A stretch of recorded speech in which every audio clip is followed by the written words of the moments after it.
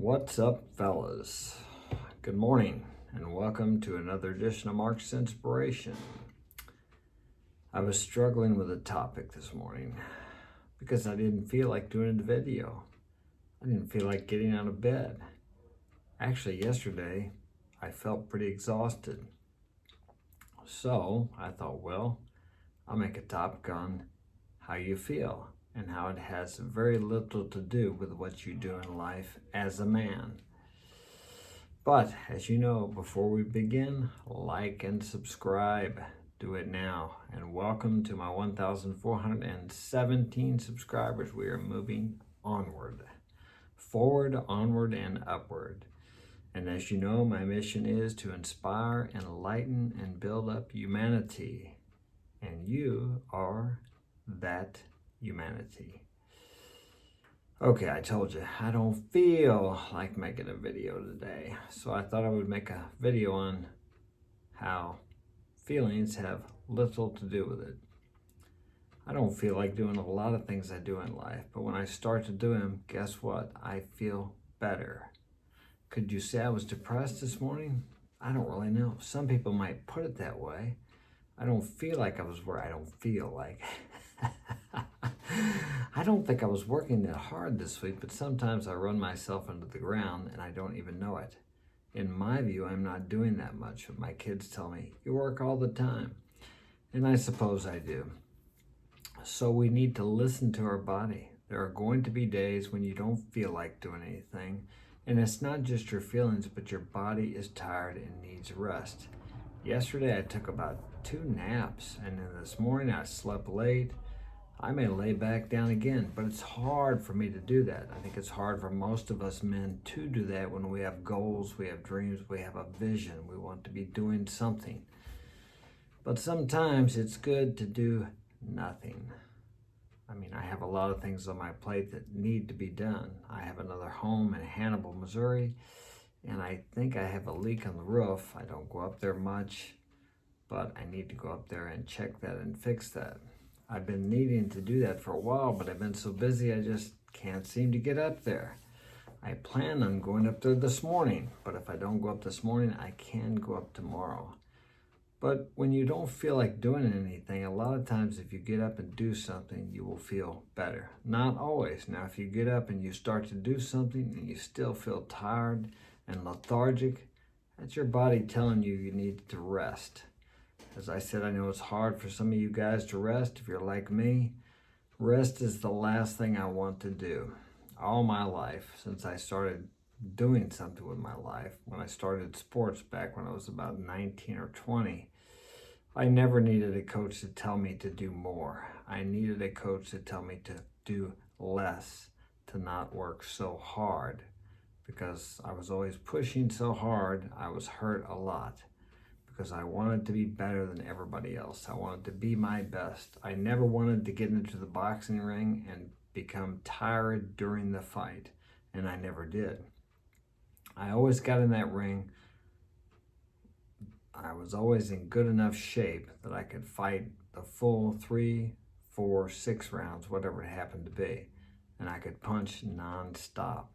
Unless, of course, I got beat down to the ground, which that happened a couple times. But I got back up. If you're in shape, you can put up a hell of a fight, even if the guy's better than you. So the whole point of the message today is listen to your body. And if you need to rest, rest. I'm not talking about just feeling down or like you don't want to do anything. I'm talking about when your body is lethargic and it doesn't really want to move. And if you get up and try to do something and start to move, it doesn't respond. That's when you know it's time to rest, because we can push ourselves too hard. I know in today's society that's not much of a curse anymore because most people don't do enough, which is evident by our 75% obese or overweight statistic in the US now. Man, I was looking at a photo the other day of these guys back in 1957 maybe. It was an article about the temperature got up to 115 degrees in St. Louis, and the street had buckled up, it swelled up. And all these guys, there was probably 20 to 25 guys, maybe a couple girls standing around this street where it buckled up. Some of them were squatting down. They were all wearing white t-shirts and jeans. There was only one guy that was like stocky. He didn't look fat and out of shape. He was just stocky. The rest of them were thin, in shape, had their sleeves rolled up, blue jeans, tennis shoes, a couple girls there, and they were all smiling. Quite a contrast to if you put the same amount of young people there nowadays. Our society is so comfortable and abundant. I try to think positive when I go to town and I see all these overweight, out of shape people, because it kind of annoys me that people don't take care of themselves better. I grew up in a time when, man, my mom would go to the beauty shop once a week and all her friends did the same. She wore slacks or a short skirt with a blouse. She always had her hair fixed and makeup on. And you did not see people out that were not dressed like her. There was one poor family, some of you have probably heard me speak about that. One poor family, and occasionally you would see them come to town and they were dressed pretty ragged because they couldn't afford to have nice clothes. That's not the case now. Here where I live, I mean, it's abundant. I would say the obese or overweight average around here is probably about 95% in my rural area. And that's not the part that really, that I don't like that either. You see people taking better care of their cars than they do their bodies and themselves. It just, to me, shows a lack of self-respect for what God has given us, or what you have been given by divinity, nature, whatever. I'm not a religious guy. Whatever you want to call that force or that power, if you believe in such a thing. But it's amazing how we take it for granted. We take our health for granted until we lose it. But we buy a car and we spend $20,000, $50,000, $70,000 on it, and we take care of that.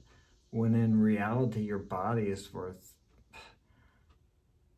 many times more than that car. But we just don't appreciate it. We take it for granted and we don't take care of it. If we put the same, let me see, how would I say this?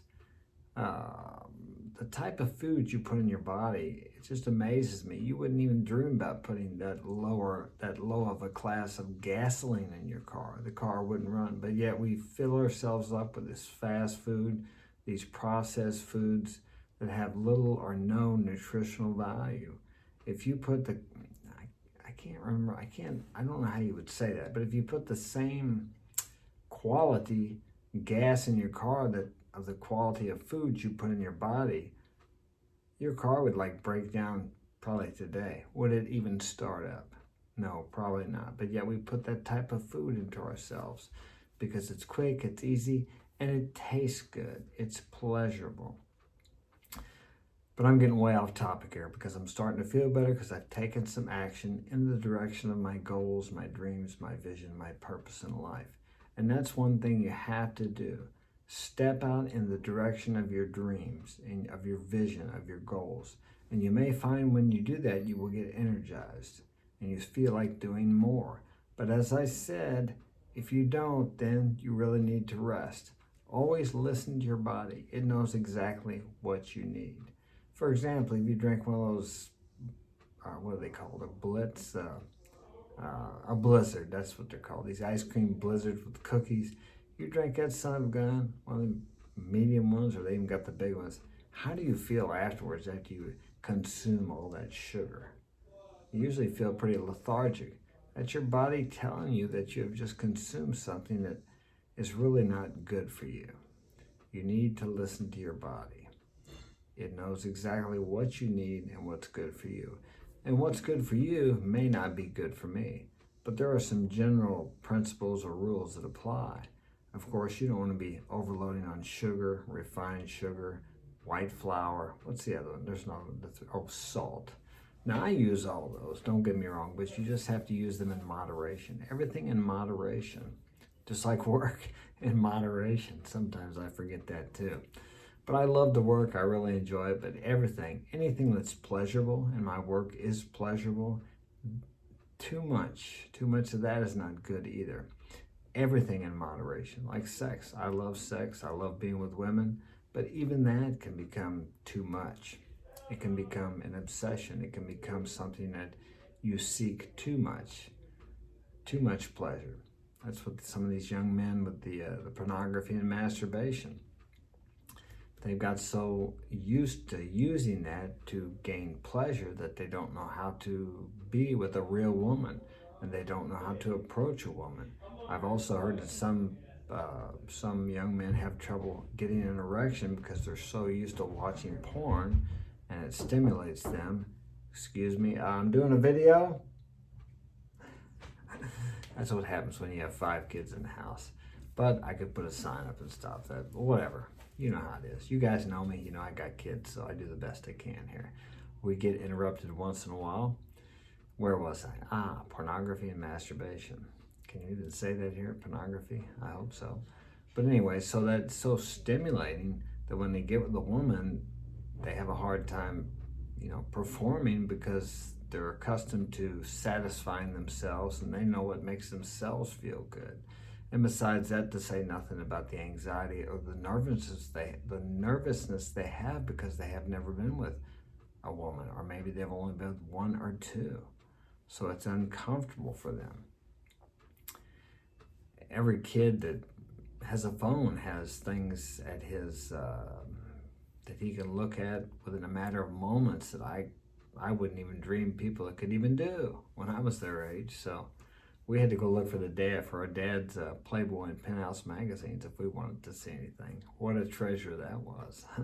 And they didn't have near the things of what some of the things people do now. But that's a whole nother video.